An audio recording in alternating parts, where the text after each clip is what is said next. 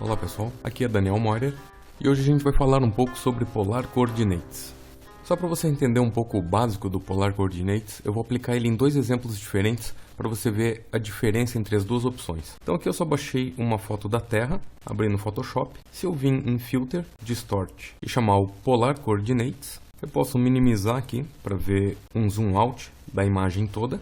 E eu tenho duas opções aqui, retangular to polar ou polar para retangular. A diferença é que quando você usa polar para retangular, ele vai tentar pegar uma forma esférica, abrir ela e estender num plano, criando essa imagem que você vê aqui no preview. Então se eu der um OK, a gente vê que ele vai pegar aquele círculo e vai estender num plano. Agora se você pegar o mapa contrário, por exemplo, eu baixei essa textura aqui da internet digitando Earth Texture, se eu aplicar o efeito Filter, Distort Polar Coordinates, eu posso agora usar a opção retangular para polar e se eu der um OK, ele vai emendar as duas pontas e vai criar uma forma circular a partir daquele retângulo. Só que você nota aqui que ele fica um pouco achatado, isso é porque a gente está trabalhando numa imagem retangular. Mas se a gente mudar essa imagem para um quadrado, o resultado não fica tão achatado assim. Então eu vou dar um Ctrl Z, eu quero mudar o tamanho da minha textura agora. Eu vou vir em Image, Image Size e quero botar um valor quadrado aqui. Então eu vou botar 2000 por 2000. Caso você não consiga mudar, talvez esse cadeado está habilitado e não deixa daí você colocar um valor diferente. Vou dar um OK. E agora que a gente tem a imagem quadrada, se eu aplicar o Polar Coordinates, a gente vai ver que ele cria um pequeno planeta. Se eu usar o comando Ctrl T e girar ele dessa forma, a gente tem a aparência do globo terrestre. A gente pode notar uma pequena linha aqui, mas isso provavelmente porque o mapa deve ter alguns pixels a mais de linha cinza. Seria só cropar a imagem antes de fazer isso, ou usar a ferramenta do Clone Stamp, você já corrige esse problema. Só para mostrar um outro exemplo, aqui eu baixei uma foto panorâmica da NASA, tirada em Marte, e eu quero aplicar o mesmo efeito aqui em cima. Então se eu vim em Filter, Distort Polar Coordinates, a gente já vê que ele vai emendar os polos, vai criar aparecendo uma poça de água no meio de uma areia.